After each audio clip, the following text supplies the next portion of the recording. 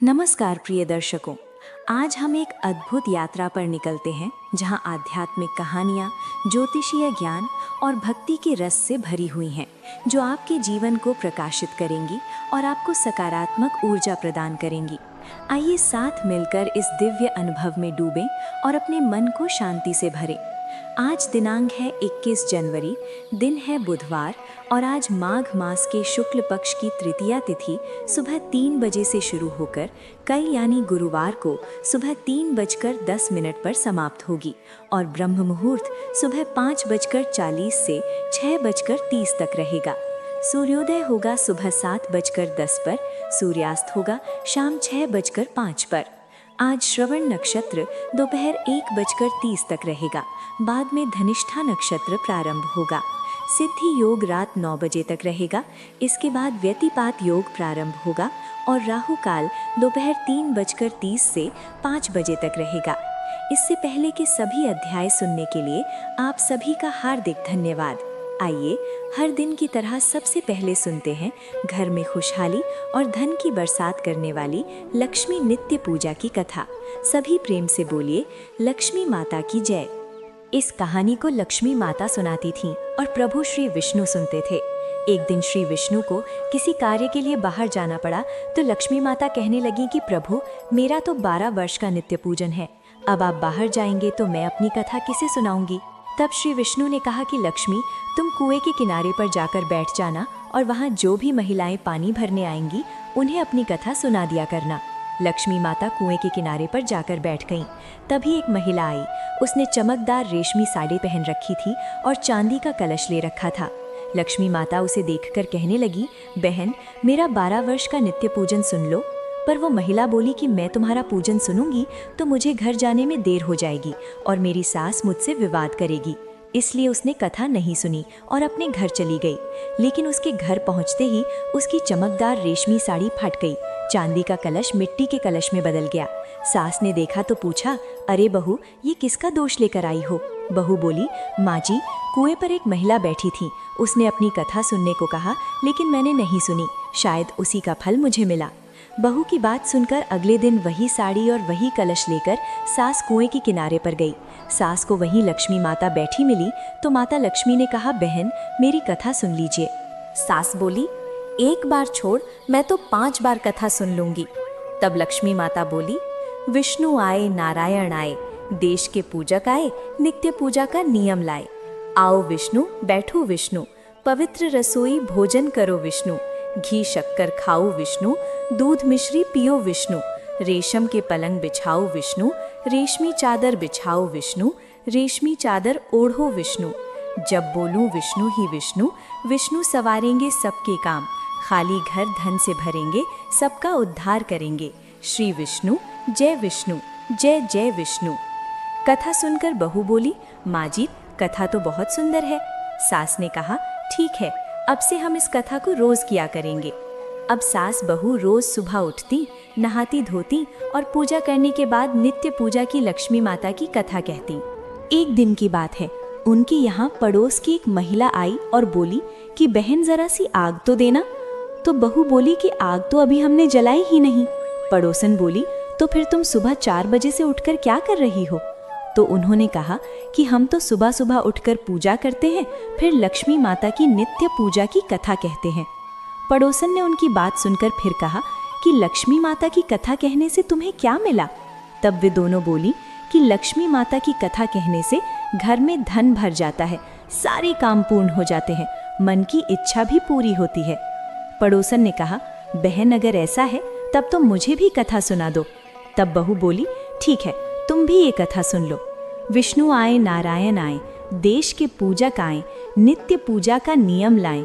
आओ विष्णु, बैठो विष्णु, पवित्र रसोई भोजन करो विष्णु, घी शक्कर खाओ विष्णु, दूध मिश्री पियो विष्णु, रेशम के पलंग बिछाओ विष्णु, रेशमी चादर बिछाओ विष्णु, रेशमी चादर ओढ़ो विष्णु। जब बोलूं विष्णु ही विष्णु, विष्णु सवारेंगे सबके काम, खाली घर धन से भरेंगे, सबका उद्धार करेंगे। श्री विष्णु, जय विष्णु, जय जय विष्णु। पड़ोसन ने इस कथा को सुना तो कहने लगी, बहन, कथा तो बहुत सुंदर लगी। अब वो पड़ोसन भी नित्य पूजा लक्ष्मी माता की कथा कहने लगी। कथा कहने से लक्ष्मी माता ने पड़ोसन के भी धन के भंडार भर दिए। देखते ही देखते अब तो पूरे मोहल्ले में नित्य पूजा की कथा चल पड़ी और हर किसी की मनोकामना पूर्ण होने लगी। हे लक्ष्मी माता, जैसे आपने उन सभी के भंडार भरे, वैसे ही हमारे भी भरना। कथा कहने वाले, सुनने वाले और समर्थन करने वाले सबके भरना। सभी प्रेम से बोलिए लक्ष्मी माता की जय। अब सुनिए माघ मास महात्म्य में 18वां अध्याय। देवदूत कहने लगी, हे दानव। वो विद्वान कहने लगा कि देवराज इस प्रकार अपनी स्वर्ग नगरी को चले गए। सो हे सुंदरी, तुम भी देवताओं से पूजित तीर्थ में माघ मास में स्नान करने से पाप मुक्त हो जाओगी। सो मैंने उस विद्वान के ये शब्द सुनकर उसके चरणों में गिरकर अभिवादन किया और घर में आकर सब रिश्तेदार, नौकर, धन आदि त्याग कर शरीर को नाशवान समझकर घर से निकली और माघ में पवित्र नदी के संगम पर जाकर स्नान किया। सो हे रात्रिचर, 4 दिन के स्नान से मेरे सारे पाप नष्ट हो गए और 28 दिन के पुण्य से मैं देवी हो गई और दुर्गा जी की साथी होकर सुख से रहती हूँ। इसलिए मैं तीर्थ के महत्व को याद करके सब देवताओं के साथ माघ में तीर्थ स्नान करती हूँ। सो मैंने अपना ये सारा वर्णन तुमसे कहा। तुम भी इस जन्म में पड़ने और बदसूरत होने का सब कारण बताओ। तुम्हारी तो लंबी दाढ़ी और मूछें बहुत बड़ी हो गई हैं और तुम दुर्गा जी की गुफा में रहते हो। दानव ने कहा, हे सुंदरी, अच्छे लोगों से गुप्त बात कहने में कोई हानि नहीं होती। मुझको अब कोई संदेह नहीं कि मेरा मोक्ष तुमसे ही होगा। सो मैं अपना सारा वर्णन तुमसे कहता हूँ। मैं एक बार पवित्र शहर में शास्त्रों का ज्ञाता था और उच्च कुल के विद्वान के घर में मेरा जन्म हुआ था। मैंने राजा, पापी, निम्न और व्यापारी से अनेक प्रकार के दान लिए। यहाँ तक कि मैंने दान लेने में नीच को भी नहीं छोड़ा। उस जन्म में मैंने कभी कोई अच्छा कार्य नहीं किया और मैं केवल धन संग्रह करता रहा और फिर वहीं पर मेरी मृत्यु हो गई। तीर्थ पर मरने के कारण मैं नरक में नहीं गया। पहले 3 बार बाज योनि में, 4 बार शेर योनि में, 3 बार नाग योनि में, 2 बार उल्लू की योनि में और अब 11वीं बार दानव हुआ हूँ और अब हजारों वर्षों से इसी योनि में हूँ। इस स्थान को 4 मील तक मैंने जीव रहित कर दिया है। बिना अपराध के बहुत से जीवों को मैंने नष्ट किया। इसी कारण मेरा मन बहुत दुखी है। तुम्हारे दर्शन से चित्त में थोड़ी शांति अवश्य आई है, क्योंकि अच्छे लोगों का साथ तुरंत सुख देता है। मैंने अपने दुख के कारण आपसे कह दिए और अच्छे लोग सदैव दूसरे के दुखों से दुखी होते हैं। अब ये बताओ कि इस दुख रूपी सागर को कैसे पार कर सकता हूँ? क्या मीठा जल हंस को ही दूध देता है, बगुले को नहीं? अवतार जी कहने लगी कि इस प्रकार उसके शब्द सुनकर स्वर्ण मालिनी कहने लगी कि हे दानव, मैं अवश्य ही तुम्हारा भला करूंगी। मैंने दृढ़ वचन लिया है कि तुम्हारी मुक्ति के लिए मैं प्रयास करूंगी। मैंने बहुत बार तीर्थ में स्नान किया है। शास्त्र जानने वाले संतों ने दुखी को दान देने की सराहना की है। समुद्र में पानी बरसने से भला क्या लाभ? तीर्थ में तो स्नान करने का एक बार का फल मैं तुम्हें दे रही हूँ, उसी से तुमको प्राप्ति होगी। उसके फल का अनुभव मैं स्वयं भी कर चुकी हूँ। तब उस देवदूत ने अपने गीले कपड़ों का पानी निचोड़कर जल को हाथ में लेकर माघ स्नान के फल को उस दानव को समर्पित कर दिया। उसी समय वो पुण्य प्राप्त कर वो दानवी शरीर को छोड़कर चमकदार सूर्य के समान देवरूप हो गया। आकाश में वाहन पर चढ़कर अपनी साथी से चारों दिशाओं को रोशन करता हुआ वो चमकदार हुआ और कहने लगा कि ईश्वर ही जानता है कि तुमने मुझ पर कितना उपकार किया है। आप भी कृपा करके कुछ उपदेश दो, जिससे मैं अब कभी पाप ना कर सकूं। अब मैं तुम्हारी आज्ञा पाकर ही मैं में जाऊंगा। तब स्वर्ण मालिनी ने कहा कि सदैव अच्छे कार्य की रक्षा करो, अच्छे कार्य की सेवा करो, इच्छा रूपी दुश्मन को जीतो, दूसरों के गुण और दोषों का वर्णन मत करो, शिवजी और कृष्ण का पूजन करो, इस शरीर का मोह मत करो, पत्नी पुत्र धन आदि की ममता त्यागो, सत्य बोलो, वैराग्य धारण कर संत बनो। मैंने तुमसे ये अच्छे कार्य के लक्षण कहे हैं। अब तुम देव रूप होकर जल्दी ही स्वर्ग को जाओ। अवतार जी कहने लगे कि इस प्रकार संगीतकारों से सुशोभित वह दानव स्वर्ण मालिनी को अभिवादन करके गया और देव महिलाओं ने वहां आकर स्वर्ण मालिनी पर फूलों की वर्षा की और प्रेम से कहा कि हे सुंदरी, तुमने इस दानव का मोक्ष किया। इस भयानक दुष्ट के डर से तो कोई भी इस जंगल में प्रवेश नहीं करता था। अब हम बिना डर के घूम सकती हैं। इस प्रकार स्वर्ण मालिनी उस दानव का मोक्ष करके प्रेम से देव महिलाओं से खेलती हुई शिवलोक को चली गई। प्रिय श्रोताओं, माघ मास महात्म्य के अध्याय में आज बस इतना ही। अब सुनिए आज की पवित्र कथा। अब सुनिए लपसी और तपसी की कथा। ये कथा बताती है कि सच्ची भक्ति क्या होती है। दिखावा नहीं बल्कि मन की शुद्धता, निष्कपट भाव और ईमानदारी। आइए विस्तार से सुनते हैं। बहुत समय पहले की बात है। गंगा यमुना के तट पर एक छोटे से गांव में दो साधु रहते थे। एक का नाम था लपसी और दूसरे का तपसी। दोनों भगवान की भक्ति में लीन रहते थे, लेकिन उनकी भक्ति का तरीका बिल्कुल अलग अलग था। तपसी एक सच्चा तपस्वी था। वो सुबह उठते ही स्नान करता, ध्यान लगाता, जप करता और दिन रात भगवान के नाम में डूबा रहता। उसकी तपस्या इतनी कठिन थी कि वो कभी हंसता नहीं, कभी बोलता नहीं, बस चुपचाप भगवान के चरणों में लीन रहता। वो सोचता था कि तपस्या से ही भगवान प्रसन्न होते हैं, इसलिए वो शरीर को कष्ट देकर, भूख प्यास सहकर ध्यान और जप में समय बिताता। उसकी आंखें हमेशा बंद रहती, मन एकाग्र रहता और वो कहता भगवान की प्राप्ति तब से ही संभव है। दूसरी ओर लपसी का तरीका बिल्कुल अलग था। वो रोज सुबह उठता, 1.25 किलो की स्वादिष्ट लपसी बनाता, चावल, गुड़, घी, दूध और मेवों से बनी। फिर उसे सुंदर थाली में सजाकर भगवान को भोग लगाता। भोग लगाते समय वो ताली बजाता, लप लप लपसी भगवान जी खाइए कहकर खुशी खुशी नाचता गाता। उसके बाद वो खुद ही वो लपसी खा लेता। वो कहता भगवान को भोग लगाना सबसे बड़ी भक्ति है। भगवान भोग ग्रहण करते हैं और मुझे भी प्रसाद मिल जाता है। दोनों एक ही आश्रम में रहते थे, लेकिन उनकी भक्ति को लेकर अक्सर बहस होती। एक दिन बात बढ़ गई। तपसी बोला, भाई लपसी, तुम सिर्फ खाने पीने में लगे रहते हो। सच्ची भक्ति तो तपस्या है, ध्यान है, त्याग है। मैं दिन रात भगवान का नाम जपता हूँ, इसलिए मैं बड़ा हूँ। लपसी हंसकर बोला, अरे तपसी भाई, तुम तप करते हो लेकिन भगवान को कुछ देते नहीं। मैं रोज भगवान को 1.25 किलो लपसी का भोग लगाता हूँ। भगवान मेरी भोग से प्रसन्न होते हैं, इसलिए मैं बड़ा हूँ। बहस इतनी बढ़ गई कि दोनों एक दूसरे से नाराज हो गए। ठीक उसी समय वहां से गुजर रहे थे देवर्षि नारद जी। दोनों को झगड़ते देख नारद जी रुक गए और मुस्कुराते हुए पूछा, क्या बात है भाइयों, इतना जोर शोर क्यों? दोनों ने एक साथ कहा, महाराज, हम दोनों में से कौन बड़ा है? तपसी कहता है तपस्या से, मैं कहता हूँ भोग लगाने से। नारद जी ने हंसकर कहा, अच्छा, कल सुबह दोनों अपनी रोज के भक्ति करके यहाँ आना। मैं फैसला कर दूंगा कि सच्ची भक्ति किसकी है।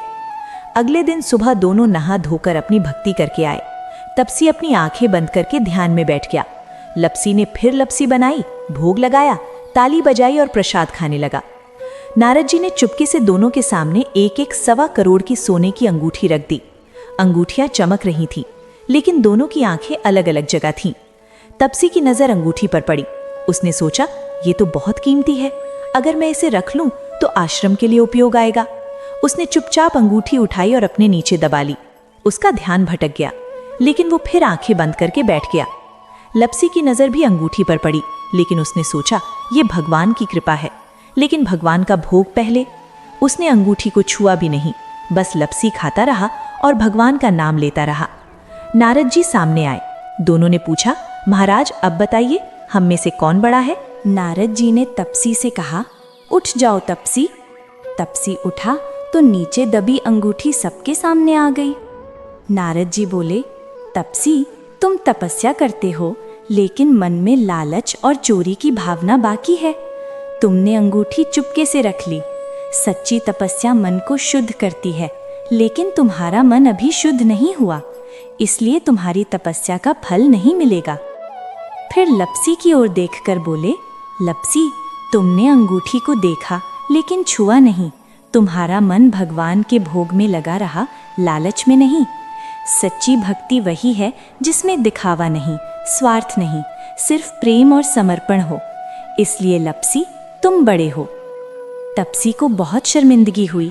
वह रोने लगा और बोला, महाराज, मेरी तपस्या व्यर्थ हो गई। अब मुझे भगवान का फल कैसे मिलेगा? मेरी मुक्ति कैसे होगी?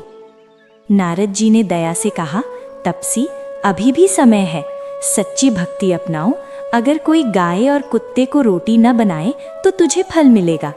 अगर कोई ब्राह्मण को खिलाकर दक्षिणा न दे तो फल मिलेगा। अगर कोई साड़ी के साथ ब्लाउज न दे तो फल मिलेगा। अगर कोई दिए से दिया न जलाए तो फल मिलेगा। और सबसे महत्वपूर्ण, अगर कोई पूरी कथा सुने लेकिन तुम्हारी इस कहानी को न सुने तो तुझे फल मिलेगा। तब से ये नियम बन गया कि हर व्रत, हर पूजा, हर कथा के अंत में लपसी तपसी की कहानी जरूर सुनाई और सुनाई जाती है, ताकि तपसी को भी फल मिले और सबको सच्ची भक्ति का पाठ मिले। कहानी का सार ये है कि भक्ति में दिखावा, लालच या स्वार्थ नहीं होना चाहिए। सच्ची भक्ति मन की शुद्धता, प्रेम और ईमानदारी से होती है। लपसी की तरह भगवान को जो भी चढ़ाओ, मन से चढ़ाओ। तपसी की तरह तप करो, लेकिन मन को शुद्ध रखो। अब सुनिए श्री पवित्र ग्रंथ जी की आरती। श्री पवित्र ग्रंथ भगवान की है आरती, पापियों को पाप से तारती। श्री पवित्र ग्रंथ भगवान की है आरती, पापियों को पाप से तारती। ये अमर पुस्तक, ये मुक्ति मार्ग, ये पांचवा ज्ञान अनोखा। नहीं रोशनी जलाने वाला, हरि नाम यही, हरि घर यही, हरि नाम यही, हरि घर यही। यही जगत कल्याण की आरती, पापियों को पाप से तारती। श्री पवित्र ग्रंथ भगवान की है आरती, पापियों को पाप से तारती। ये शांति गान पवित्र पवित्र, पापों को मिटाने वाला, हरि दर्शन दिखाने वाला। ये सुख देने वाली, ये दुख हरने वाली, ये सुख देने वाली, ये दुख हरने वाली। श्री कृष्ण की आरती, पापियों को पाप से तारती। श्री पवित्र ग्रंथ भगवान की है आरती, पापियों को पाप से तारती। ये मधुर शब्द जगत बंधन खोल, सही रास्ता दिखाने वाला, खराब को सुधारने वाला। श्री कृष्ण यही, बादल शाम यही। श्री कृष्ण यही, बादल शाम यही, यही प्रभु की महिमा की आरती, पापियों को पाप से तारती। श्री पवित्र ग्रंथ भगवान की है आरती, पापियों को पाप से तारती। श्री पवित्र ग्रंथ भगवान की है आरती, पापियों को पाप से तारती। भक्तगण, आपको ये कथाएं कैसी लगी, हमें कमेंट करके ज़रूर बताइएगा। अगर आपको कथाएं अच्छी लगती हैं तो वीडियो को लाइक कीजिएगा और चैनल को सब्सक्राइब ज़रूर कीजिएगा। मिलते हैं अगली कथा में। राधे राधे भक्तगण, धन्यवाद।